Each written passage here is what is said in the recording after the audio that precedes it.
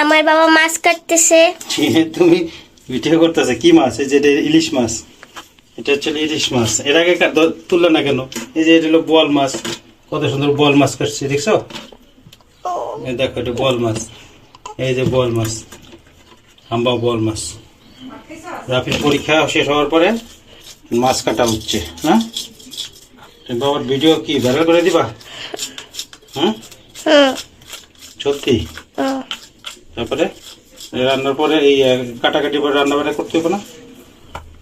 তো আম্মু তো নামাজ পড়তে বসে গেছে, রান্না করতে কাটাকাটি না করলে পরে পচে যাবে তখন।